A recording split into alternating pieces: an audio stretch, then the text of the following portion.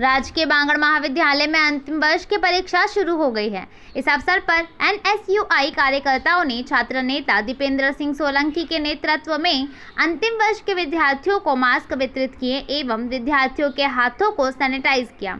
दीपेंद्र सिंह सोलंकी ने बताया कि वर्तमान में कोरोना महामारी को देखते हुए सभी को अनिवार्य रूप से मास्क पहनना चाहिए एवं स्वयं को सैनिटाइज रखना चाहिए। इस अवसर पर एनएसयूआई छात्र नेताओं ने पूर्व छात्र संघ संयुक्त सचिव सुनील कुमावत, पूर्व छात्र संघ महासचिव प्रत्याशी हितेश सिंह चौहान, नरेंद्र सिंह राठौड़, यशपाल सिंह चारण, कल्पना कंवर, पंकज वैष्णव, रोहित मारू, लक्ष्मण सिंह राठौड़, कुलदीप सिंह, यशपाल सिंह चुड़ावत, शेर सिंह राजपुरोहित, मयूर रोहित सैनी आदि मौजूद रहे। राम राम सा। मैं मुन्नी देवी चौहान देवली कलम सरपंच चुनाव लड़ रही हूँ। मेरा चुनाव चिन्ह बेट बल्ला है। आने वाली 28 तारीख ने वोट देकर मुझे जिताना है। खारा पानी है, जो मीठे पानी की व्यवस्था करनी है, सीसी सड़कें बनवानी है, जो ढाणियों में खारा पानी है वहाँ पानी की व्यवस्था करनी है। गरीब लोगों की जो भी मदद होगी, जैसी भी मदद होगी उसकी सहायता करनी है। मेरे सीसी सड़कें बनवानी है। पीएम आवास रह गए जो उसका पीएम आवास बनवाना है। शौचालय रह गया उसका शौचालय बनवाना है। नालियाँ बनवानी है। पीएम आवास बनवाना है। और गरीबों के जो गेहूँ नहीं मिलते उसका गेहूँ दिलवाना है। सभी ग्रामवासियों को मेरा हाथ जोड़कर निवेदन है कि ज़्यादा से ज़्यादा वोट देकर मुझे विजय बनावे। एक बार फिर मेरे को सेवा का मौका दे। जय हिंद, जय भारत। मंगलवार को पीपलिया के राजकीय अस्पताल में कोरोना सैंपल लेते हुए अचानक एक टेक्नीशियन अचेत होकर गिर पड़ा। घटना की जानकारी मिलते ही चिकित्सा विभाग में हड़कंप मच गया। प्राप्त जानकारी के अनुसार मंगलवार को रायपुर के पीपलिया कला सेक्टर के गांव झूठा, पीचड़ी, सबलपुरा, बासिया इत्यादि गांवों के ग्रामीणों के कोरोना सैंपल लिए गए। लैब टेक्नीशियन मदन सिंह इंदा ने कोरोना सैंपलिंग करते हुए कुल 48 लोगों के सैंपल संग्रहित किए। इस दौरान अधिकाधिक गर्मी के कारण सैंपलिंग करने वाले लैब टेक्नीशियन मदन सिंह इंदा अचेत होकर गिर पड़े, तो वहां पर मौजूद चिकित्सा अधिकारी डॉक्टर अनिरुद्ध सिंह ने तुरंत उपचार कर लैब टेक्नीशियन को राजकीय चिकित्सालय में भर्ती करवाया। इस मौके पर doctor Ashok Pareek, nurse Narayan Lal Lahore, Indira MB Devaki, रचना कुमारी, दिग्विजय सिंह सहित नर्सिंग स्टाफ मौजूद रहे। नमस्कार प्यारे ग्रामवासियों, मैं मोहम्मद रफ़ीक। मैंने आने वाले सरपंच चुनाव में सरपंच पद के लिए अपना नामांकन दाखिल किया है। आने वाली 28 तारीख को मेरा चुनाव चिन्ह है बुरश का निशान। आने वाली 28 तारीख को EVM मशीन में बुरश के निशान के सामने बटन दबाकर मुझे भारी मतों से विजय बनाएं। ये विजय मेरी नहीं, इस ग्राम की विजय होगी। ये ताकत इस ग्राम को मिलेगी। मुझे जो ताकत आप मत के रूप में दोगे, मैं ये सेवा में समर्पित करूंगा। मेरे ग्रामवासियों, मैं आपसे हाथ जोड़ के निवेदन करता हूं, ये लड़ाई गांव के विकास की लड़ाई है। ये लड़ाई उन अतिक्रमणियों के विरुद्ध लड़ाई है जिन्होंने इस गांव में भिन्न भिन्न जगहों पर, भारी जगहों पर अतिक्रमण कर रखा है। भूमाफियाओं के खिलाफ मेरी लड़ाई रहेगी। मैं आपसे हाथ जोड़ के पुनः निवेदन करता हूं कि आने वाली 28 तारीख को EVM मशीन में बुरश के निशान के सामने बटन दबाकर मुझे भारी मतों से विजय बनाओ। मैं इस ग्राम के हर सुख दुख में आपके साथ खड़ा रहूंगा। आपने इस कोरोना महाकाल में देखा है कि इस भयानक महामारी में आपके साथ मैं कंधे से कंधा मिलाकर खड़ा था। आज इस सरपंच पद के लिए जो भी प्रत्याशी आपके सामने खड़े हैं, आज वो सिर्फ अपना नाम बचाने के लिए रुके हुए हैं। किन्हीं प्रत्याशी की ये कोई जिम्मेदारी नहीं रहेगी कि वो चुनाव जीतने के बाद आपके साथ खड़े रहेंगे। आज उस मैदान में कूद गए हैं, मगर उनकी मजबूरी हो गई है, उनको अपना नाम बचाना है। जो भी पूंजीपति आपके सामने है, वो आज वो लड़ाई अपनी लड़ रहे हैं। उन्होंने कोरोना महाकाल में आज उनकी स्थिति है, वो अपनी कंपनी में जो पॉजिटिव केस आ चुके हैं वो उनको भी नहीं बचा सके, वो इस गांव के नागरिकों को क्या बचाएंगे।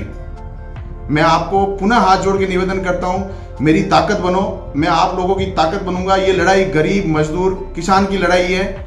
एक ऐसे व्यक्ति का चयन करना जो आपके साथ खड़ा रहे, आपसे कंधे से कंधा मिलाकर खड़ा रहे, गांव के विकास के रूप में आपके सामने आए, ताकि इस मुझे जो ताकत मिलेगी मैं वो गांव के विकास में समर्पित करूंगा। साथियों, गांव में जो स्थिति है सब आपके सामने है।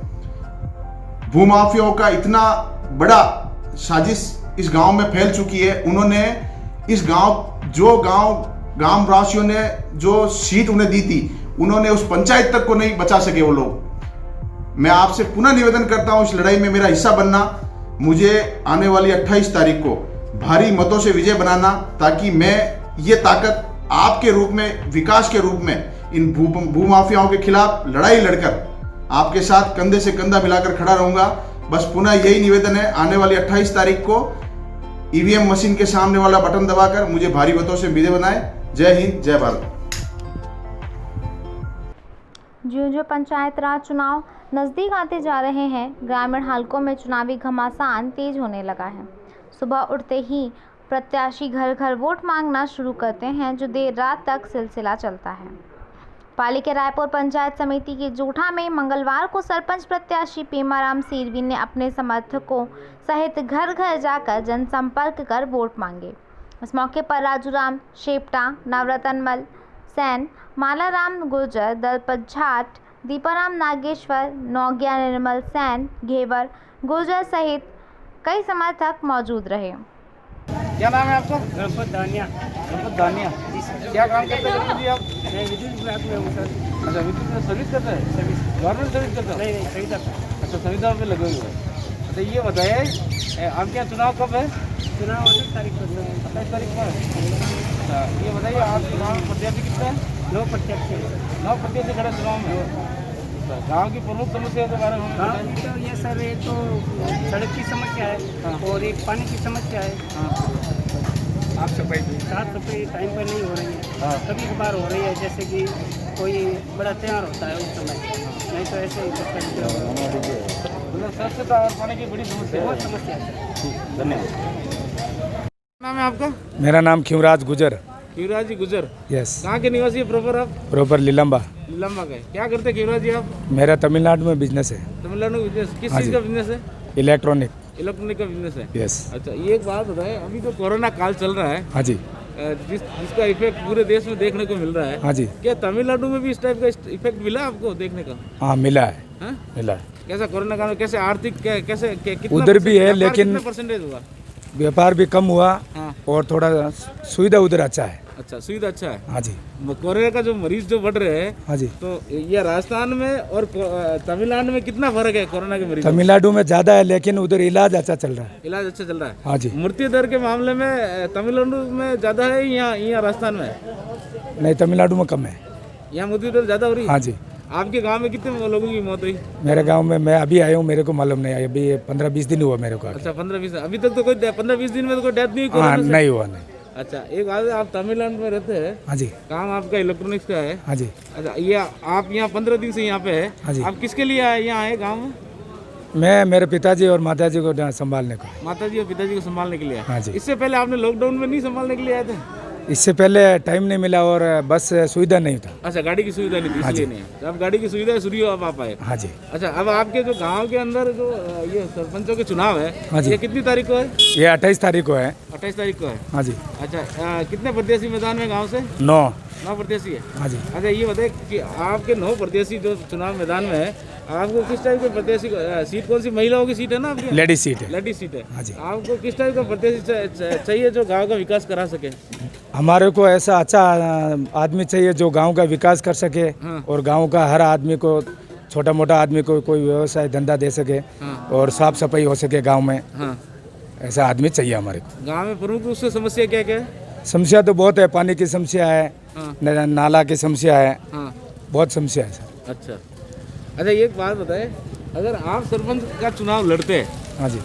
अगर आप हाँ जी। सरपंच का चुनाव लड़ते तो आपका ड्रीम विलेज कैसा होता है, आपके सपनों का गांव कैसा होता है, ये बताएं हमें। मेरा ये इरादा नहीं है। हाँ। चुनाव लड़ने का अभी कोई इरादा नहीं है, लेकिन अगर आपका सपना क्या है कि इस गांव में क्या क्या? हमारा सपना यही है कि हमारे गांव में अच्छा स्कूल होना चाहिए, कॉलेज होना चाहिए। हाँ। और साफ़ सफाई अच्छा होना चाहिए हाँ। और सभी को छोटा मोटा आदमी को सबको अच्छा रखना चाहिए। राम राम सर। राम राम। कहाँ से कौन सा गाँव है आपको?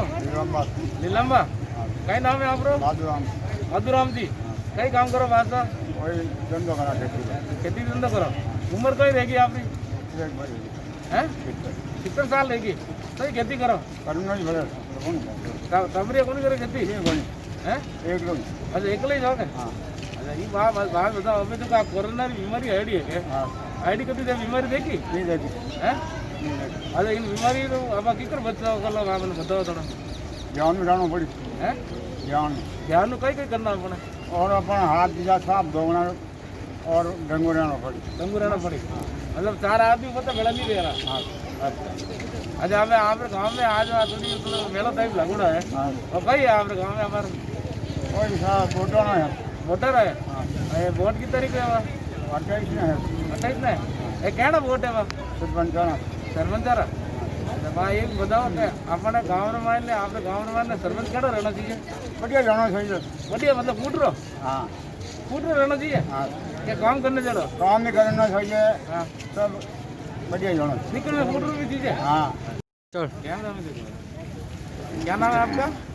सर निर्मल नाम मेरा। नीरज नरवाल। क्या करते हैं आप? स्टूडेंट हूँ बारहवीं में। तो बाद में कितना उम्र क्या होगी आपकी? 19 साल की। 19 साल चल रही है। क्या वोटर सूची में नाम आया आपका? 30 नंबर वार्ड में। 30 नंबर वार्ड में पहली बार? 3 नंबर। कौन सा गाँव है आपका? नीलम्बा गाँव के निवासी? मतलब यही के निवासी? लोकल यही के निवासी। अच्छा आपके गाँव में वोटिंग कब है? 28 को सोमवार को। 28 को है। अच्छा आपको पता है अभी जो कोरोना चल रहा है क्या इस गाइडलाइन का पालन हो रहा है चुनाव में? सर्वेलेंस देखा जाए तो हो रहा है, मगर जितना होना चाहिए उतना नहीं हो रहा है। उतना नहीं हो रहा है। क्या इन चुनाव में किसी प्रकार की कोरोना की कोई परेशानी तो नहीं आएगी? वैसे तो जैसे हमारे गांव में तो ऐसा वाक़या नहीं है। फिलहाल करने कुछ नहीं कर सकते। कुछ नहीं कर सकते। अच्छा अब ये बताएं कि आपके गांव में प्रत्याशी कितने खड़े हैं? सर 9 कैंडिडेट हैं अभी तो। किस पद के लिए?